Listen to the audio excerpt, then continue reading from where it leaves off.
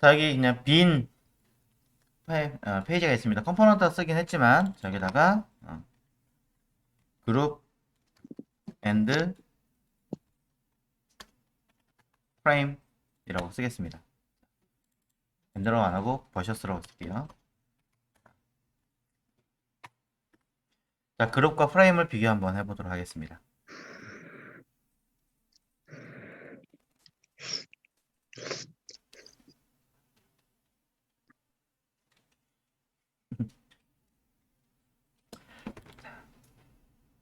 천천히 할 테니까 자, 같이 하도록 하죠.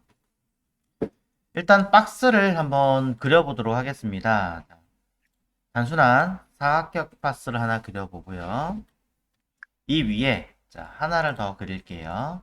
또 다른 박스를 하나 더 그립니다. 사실 뭐 사각형이 아니라 동그라미 그려도 관계는 없는데, 그래서 올라가는 박스는 색깔을 다르게 하나를 넣어주고요. 뒤에 오는 박스도 색깔을 다르게 자, 비교를 하겠습니다. 자, 이렇게 하나 만들었어요. 자, 크기 조절하실 때는 항상 키보드의 Shift를 눌러서 조절하시는 게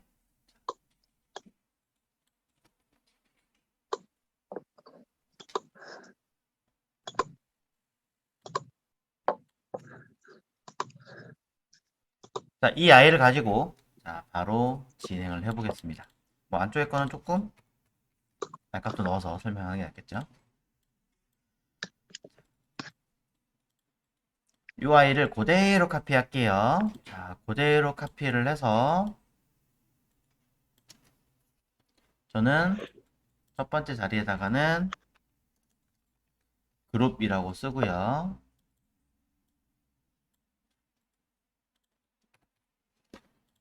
자, 두 번째 자리에다가는 프레임이라고 쓰겠습니다.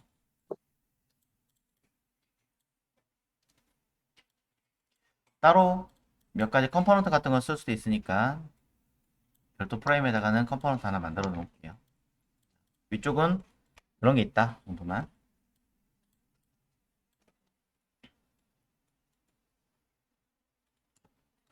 자, 준비가 좀 되셨겠죠? 뭐 헷갈릴 것 같다라고 하시다면 이렇게 색깔을 좀 다르게 하셔도 전혀 관계는 없습니다.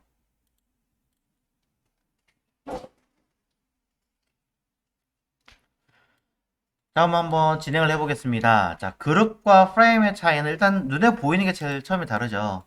얘를 그룹시킨다는 얘기는 컨트롤 G죠. 자, 이렇게 그룹 왼쪽에 프레임이라고 하는 아이는 똑같이 자, 여기 Alt 컨트롤 G라고 누르면 프레임이 됩니다. 왼쪽에 보시면 프레임과 그룹이라고 하는 둘의 차이점이 바로 보입니다. 자, 한 번 더 할까요? 다시 컨트롤 Z 돌려서. 자, 그룹은요, 단순하게 자, 묶어주는 기능입니다. 오른 두 개 선택하고 오른 버튼 그냥 요거예요. 컨트롤 G. 이렇게 아이콘이 이렇게 생겼죠. 점선으로. 프레임은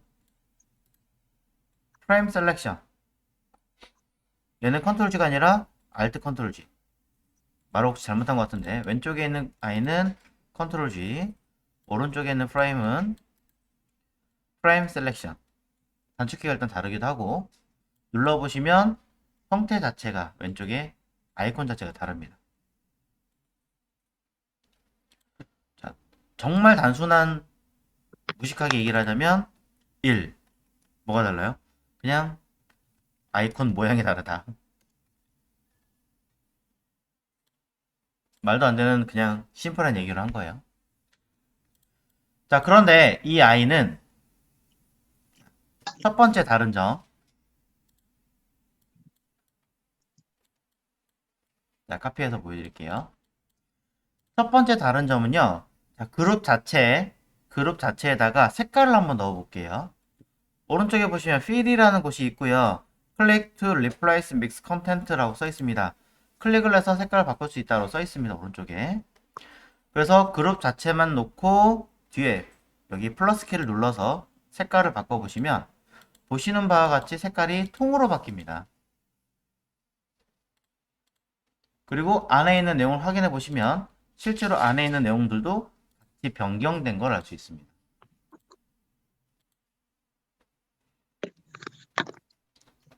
그룹이 묶여져 있는 이 자체로서 색깔을 뭐 변형하거나 이런 개념은 사실 아니라는 거죠.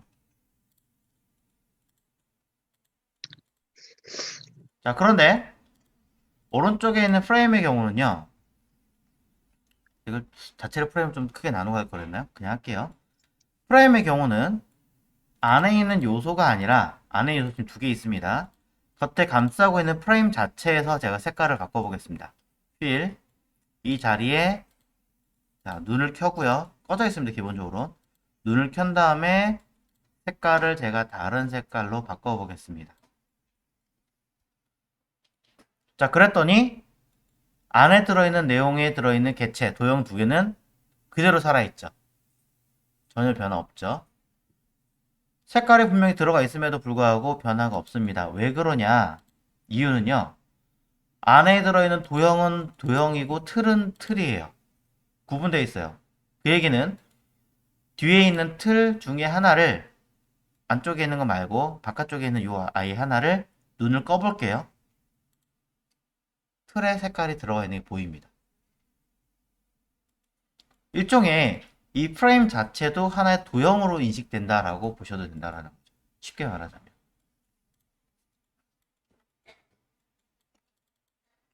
두 번째 내용은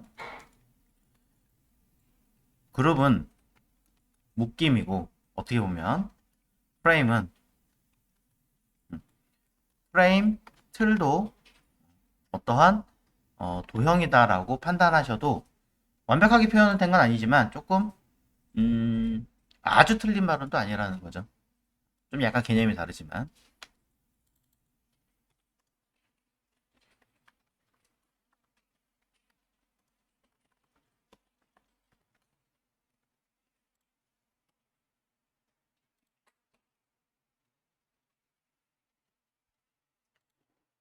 자, 그 다음에 또 세 번째 이야기를 한번 해보도록 하겠습니다.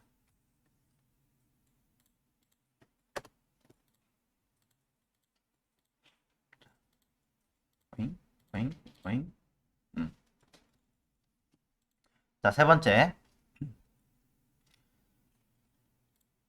두 개를 또, 처음 거 카피할게요, 그냥. 처음 거, 두 번째 거. 밑에 거 그냥 카피할게요. 밑에 게 낫겠다. 자, 카피하겠습니다. 왼쪽에 같은 경우는 이 자체만으로도 아까 얘기했던 것처럼 자, 그룹은 묶임입니다. 그렇기 때문에 뒤에 있는 도형, 요 사각형을 없애버리면 그룹 자체는 이 안쪽에 남아있는 자체가 틀이 그냥 끝나버려요. 이 오른쪽에 설명한 위에 거 같은 내용이죠. 오른쪽에 있는 이 도형에서는 이미 제가 배경을 눈을 껐죠. 이 도형 자체를 자체를 지워도 틀은 변함이 없습니다. 이건 바로 위에 있는 설명과 내용이 같습니다. 한 번 더 언급하려고 한 거고요. 자, 이걸 설명하려는 게 아니라 그냥 보여드리려고 언급을 한 번 더 한 겁니다. 자, 근데 그냥 살려놓을게요. 그게 설명하기 더 나은 것 같으니까. 자, 위에 거 그대로 카피해서 다시 이어서 하겠습니다.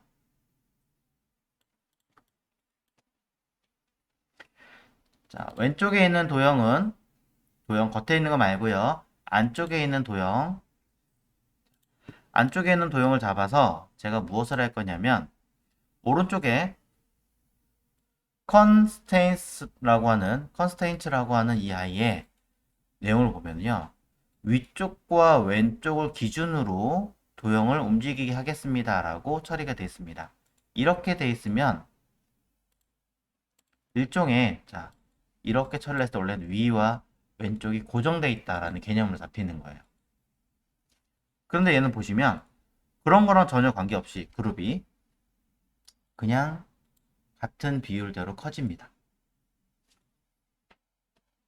똑같은 의미로 안쪽에는 이 도형에서 가운데를 체크를 해보겠습니다. 가운데를 체크한 상태에서 다시 그룹 자체의 크기를 조정해보면 결과는 똑같습니다. 그죠? 전혀 변화 없어요. 근데 오른쪽에 프레임을 볼게요. 오른쪽에 프레임은요, 안쪽에는 이 도형이 위쪽과 왼쪽을 기준으로 잡혀 있어요. 그렇기 때문에 이 자체를 크기를 늘려보면 가만히 있어요. 안에 있는 게. 왼쪽처럼 똑같이 비율대로 움직이지 않아요. 그런데 안쪽에 있는 컨스테인츠를 가운데를 체크를 해놓고 센터를 해놓고 또 다시 프레임 틀을 잡고 크기를 움직여보면 마찬가지 가운데 그대로 있지 왼쪽의 그룹처럼 따라 움직이진 않습니다.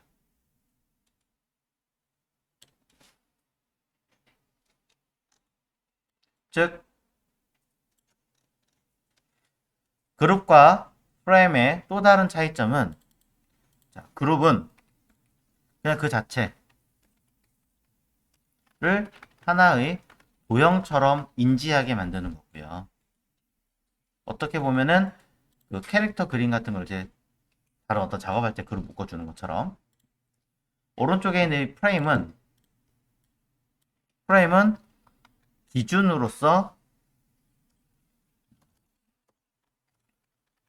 기준으로 자리 잡아서 내부 도형을 뭐 위치를 잡거나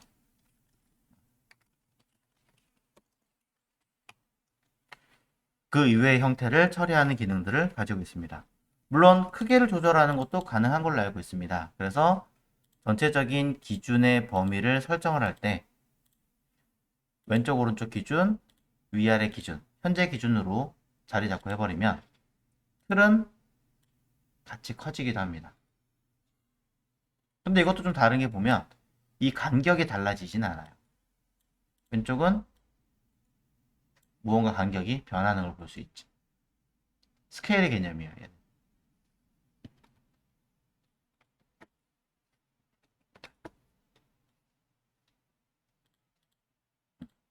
그래서 그룹과 프라임이 또 보입니다. 이 내용으로 인해서 한 가지가 더 가서 성립되는 게 있습니다. 왼쪽에 있는 그룹은요. 오른쪽에 constraints라고 써있는 내용에 안에 보시면 밑에 fix position when scrolling 이라고 하는 부분이 있는데 이건 뭐냐면 그냥 브라우저 스크롤 했을 때 이 위치를 그냥 기준으로 해서 안에 있는 내용이 이렇게 움직이는 어떤 틀 같은 거를 정리할 때 쓰는 어떤 옵션들을 만들 수 있다는 거죠.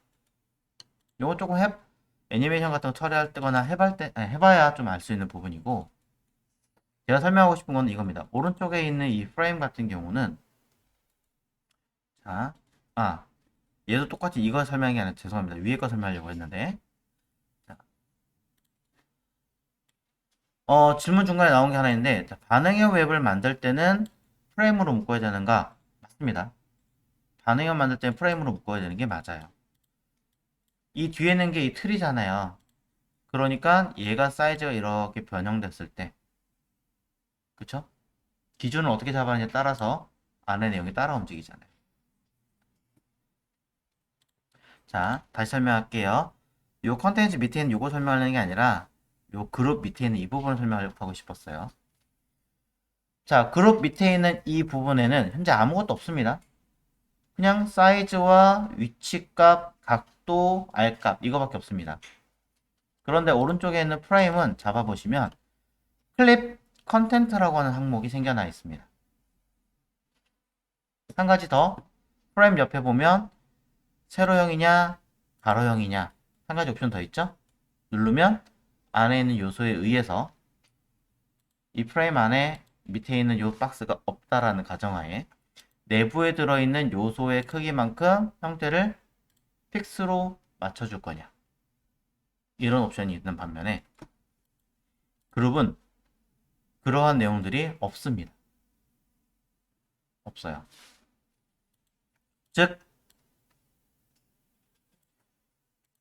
쉽게 말하자면 그룹은 어떠한 범주를 만들지 못한다. 그러니까 얘를 넘치거나 뭐 했을 때 처리하는 부분들 이런 것들이 안 되는 거고 사이즈를 안에 들은 요소만큼 크기를 줄이겠다, 맞추겠다 이런 개념들이 없는 거죠. 오른쪽에 있는 이 도형 같은 경우는 그러한 범주 위에 있는 프라임 기준이라는 개념이 잡히니까 안에 있는 요소에 맞춰서 크기를 조절한다든가 넘치는 부분이 있다면 클리핑 처리돼서 보세요. 그냥 크기를 조절할 땐 이렇게 되죠. 자, 이때 안에 있는 요소를 제가 기준을 왼쪽 상단으로만 넣어 볼게요.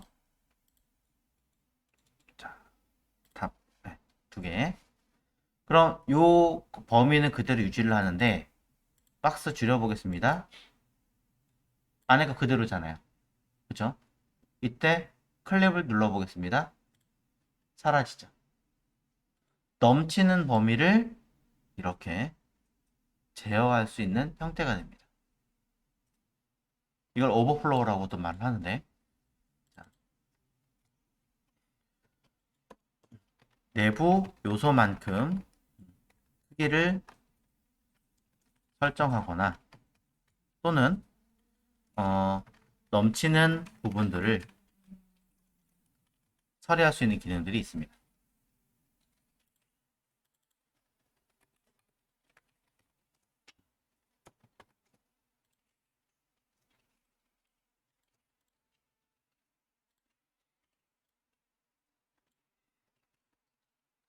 자, 이렇게 되면 이제 이런 것들이 참 힘들어지는데 프레임은 그래서 사이즈를 그냥 늘리는 게 아니라 이렇게 늘려버리는 게 아니라 왜냐면 안에 들은 요소가 어느 위치를 잡느냐에 따라 달라지기 때문에 잘못 이렇게 늘려버리면 따라올 수 있잖아요. 그래서 지금 보고 계신 이 프레임도 동일한 이유 때문에 왼쪽에 따라오는 건데 프레임을 뭐 필요에 의해서 늘려야 되는 상황이라면은 직접 수치를 입력하셔야 될 수도 있습니다. 근데 그래도 이렇게 따라오는 경우도 있어요. 처음부터 잘 만들 걸. 자, 크기를 전체적으로 조금 줄일게요.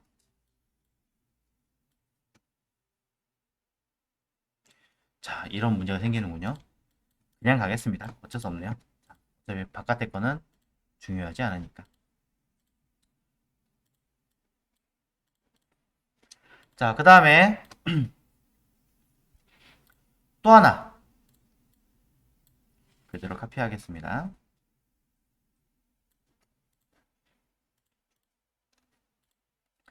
자, 이번에 보셔야 될 그룹과 프레임의 또 다른 차이는 그 add layout, add auto layout 그 기능을 썼을 때도 좀 다릅니다. 왼쪽에 있는 아이는 그룹이고요. 오른쪽에 있는 아이는 프레임입니다. 자, 얘를 add auto layout을 걸겠습니다. 그러면 이 안에 여기 프레임 안에 내용이 들어가 있습니다. 근데 희한한 건 이 자체를 제가 분명히 Add Auto Layout 버튼을 눌렀는데 감싸고 있는 그룹이 아니, 박스가 없어져요. 그죠? 희한하게 없어집니다. 오른쪽에 있는 프레임을 Add Auto Layout 눌러볼게요. 띡 안에 보면 얘도 없어지네요. 자, 일단 첫 번째는 비슷한 것 같아요. 그냥 봤을 때는. 하지만 자, 이렇게 했을 땐 조금 얘기가 다릅니다.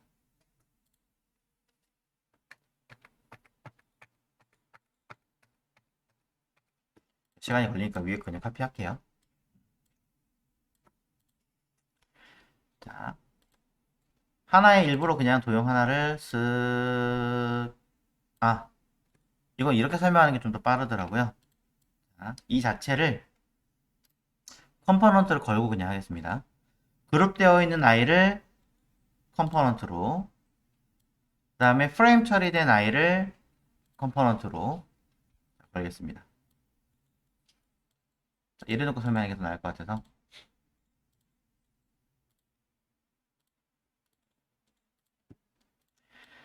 자, 왼쪽에 있는 아이는 그룹 처리된 아이를 컴포넌트로 걸은 거고요. 오른쪽에 있는 아이는 프레임 처리된 아이를 컴포넌트를 걸은 상태입니다. 자, 이랬을 때 차이점. 자, 카피를 당연히 해야겠지. 이거 원본이니까. 그룹 처리된 아이의 형태를 오토 레이아웃을 걸겠습니다. 그러면 틀 안에다가 내용물이 들어가는 걸 볼 수 있는데요. 이 틀 자체에다가 색깔을 조금 넣어 놓고, 자, 안에 있는 요 컴포넌트를 카피하겠습니다. 컨트롤 D 누르면 카피를 하죠. 카피, 카피, 카피. 자, 배경 색깔 좀 더 진하게 두 부분. 오른쪽 마찬가지 똑같이 카피를 해서 원본은 따로 두고, 자, 얘를 애드 오토 레이아웃 걸고 배경 색깔 똑같이 구분하겠습니다. 그 다음에 안에 있는 얘를 카피, 카피, 카피 했습니다. 자, 배경 색깔 안 들어갔네요.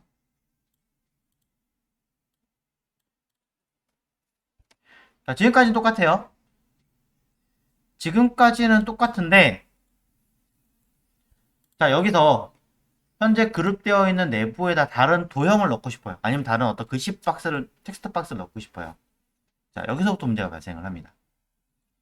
그룹 처리된 안에다가 그냥 단순한 박스를 일단 넣어 보시면 여러분이 알고 있는 개념처럼 밀려버립니다. 뭐야 이건? 그죠? 난 이거 이 그룹 안에 넣고 싶은데, 그래서 이 그룹 안으로 옮겨서 담으면, 자, 들어가긴 할 수는 있어요. 이렇게. 음. 잘 들어가지도 않지만 사실은 이거 뭐지? 이래서 제가 이렇게 바깥에 아예 뺐다가 이걸 확인하고 이렇게 넣으면 자, 들어가게 할 수는 있는데 쉽게는 안 돼요. 일단은 지금 보시는 것처럼 쉽게는 잘 안 들어가요. 근데 오른쪽에 있는 이 박스 쪽에서는 또 달라요. 이쪽에 있는 박스 쪽에는, 자, 넣었을 때, 이거는 참 저기구나. 죄송합니다. 이걸 한번 더 묶어준 다음에 설명을 해야 되는데 안 했네요. 자, 이거 여러분한테 헷갈리게 제가 해드렸군요. 둘, 셋, 넷. 여기서 이 컴포넌트니까 컴포넌트 말고 그룹으로 제가 일부러 한 번 더 묶은 다음에 설명을 했어야 되는데 그냥 했네요. 따로 해도 되는데 이따 다시 한번 얘기했고, 자, 컴포넌트가 있는 이 내부로는 사실상은 넣을 수가 없거든요. 이거 설명한다고 빼먹고 했어요. 그룹으로 처리된 이 내부로는 이 박스를 넣을 수가 없어요. 그래서 지금 어떻게 했냐면 이 컴포넌트를 감싸고 있는 박스를 일부러 하나 더 만들었어요. 그래서 이 박스에다가 이 도형을 넣어 보겠습니다. 이렇게 들어가요. 이제 들어갔어요. 자, 근데 자, 이 아이는 되게 희한한 게 이 아이가 이 컴포넌트 프레임 안으로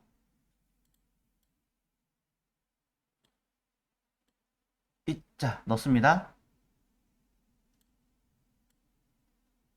넣었어요. 넣었지만 어떻게 됩니까? 그대로 유지를 하죠, 형태를. 이때 도형을 제가 움직여 봅니다. 보이시나요?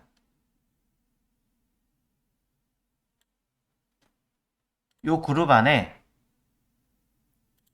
이 도형과 요 아이가 둘 다 같은 범주를 하나 가져서 이 그룹 자체만으로도 크기 비율을 가집니다. 그룹은. 자, 말을 좀 어렵게 했나 제가? 한 번 더 보여드릴게요, 이따가. 자, 오른쪽에 있는 이 아이는 자, 똑같이 프레임, 이쪽 프레임입니다. 자, 컴포넌트 처리를 제가 일부러 확인은 했지만, 자, 이 중에 프레임으로 다시 한 번 더 짜보겠습니다. 자, 이렇게. 프레임으로 처리한 내부에다가 이 도형을 집어넣겠습니다. 자, 그러면 얘는 어떻게 되느냐? 보이십니까? 프레임 안에 들어간 아이는요, 다른 요소들에 영향을 미치지 않습니다. 집어넣으면요. 그냥 들어간 걸로 끝이에요. 네. 이걸로 그냥 더 뭘 처리하는 게 아닙니다. 자, 헷갈리게 제가 해드렸으니까 다시 설명을 해볼게요. 박스가 있고요. 박스가 있습니다. 자, 이 박스 자체를 제가 레이아웃을 걸겠습니다.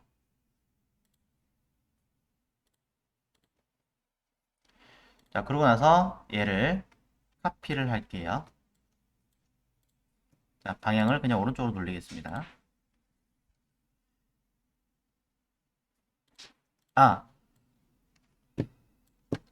프라임과 그룹을 묶기 전에 컴포넌트를 묶어준 이유는 그 대부분 이렇게 묶어주는 경우는요, 똑같은 그냥 형태를 많이 쓰기 때문에 제가 그래서 컴포넌트를 묶었던 건데, 오히려 헷갈려 하신 것 같아서 제가 설명 좀 애매하게 해서 그냥 아예 지우고 그냥 하는 거예요. 자, 그냥 할게요. 자, 그냥 도형입니다. 여기다가 텍스트 박스를 얹으려면요, 여기다가 텍스트 박스를 자, 얹으려면 이렇게 그냥 단순하게 나열이 됩니다. 그래서 얘랑 같이 겹치게 하고 싶으니까 저는 얘를 그룹을 묶는 거죠. 다른 아이를 묶어도 되고 더 얹을 거면 그룹을 묶은 상태에서 이 그룹 내부에다가 텍스트 박스를 집어넣으면 들어가요. 들어가는데 희한하게 이 텍스트가 크기를 인지하는 것처럼 만들어서 보시는 것처럼 박스 안에 있지 않고 바깥쪽에 있으면 다른 이 아이들은 이렇게 밀려나게 됩니다. 돌아오면 겹쳐지기는 하죠. 그러니까 얘가 어디론가 이렇게 움직였을 때 이런 문제가 발생합니다. 자, 그런데 프레임은 똑같이 자, add auto layer 그냥 도형입니다. 컴포넌트 안 걸었어요. 똑같이 이 도형을 카피를 해놓고 자, 이때도 위에 했던 것처럼 똑같이 텍스트 박스를 하나 집어넣겠습니다.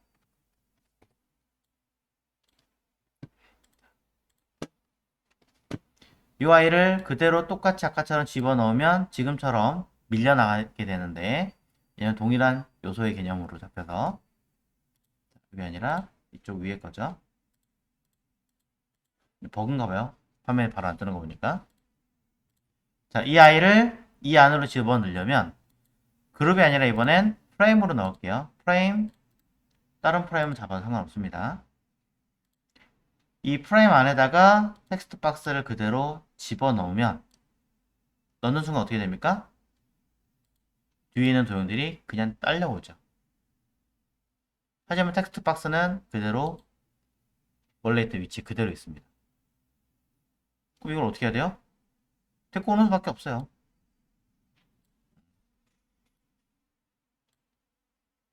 결론은 프레임을 잡아버리면 내부에 있는 게 아니라 내부에서 바깥으로 넘치는 아이들이 다른 요소에 영향을 미치지 않는 거고 그룹을 만들어 버리면 그룹 범주 자체가 늘어나는 개념으로 잡혀버리는 거죠.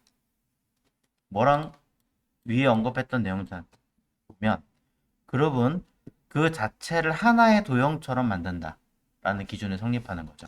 그래서 배경과 안에 텍스트 박스가 있을 때 텍스트 박스가 늘어났을 때 이 자체가 하나의 도형으로 인지하게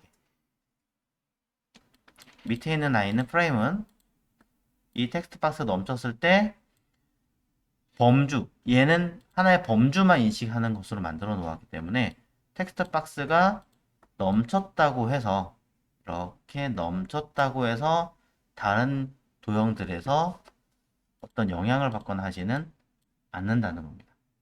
그렇기 때문에 아까 얘기했던 범주는, 이 범주에 해당하는 거는 이 클립, 잘리는 이런 부분 처리도 가능하겠죠. 사실 이 부분에 대한 설명과 같습니다.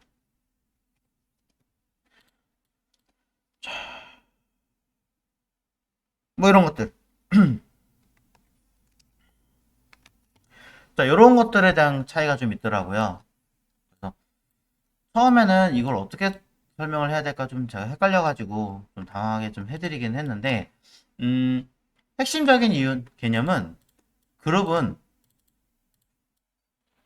그룹은 그 자체가 그냥 하나의 도형일 뿐이에요. 그냥 캐릭터처럼. 음. 근데 프레임은 좀 다른 개념. 그냥 종이라고 생각하시면 될 것 같아요. 틀. 안에 그림을 그렸어요. 그럼 그거 자체는 그냥 그룹처럼 만들어지는 개념일 거고, 그 프레임이라고 하는 것은 어떤 박스, 액자, 약간 이런 개념으로 말 그대로 잡혀버리게 되는 거죠.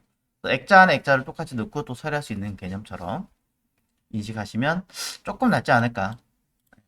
제가 어제 비교를 쭉 찾아보고 테스트를 해본 결과 일단 이 정도에 대한 개념들이 있었습니다. 조금 정리가 됐을까요?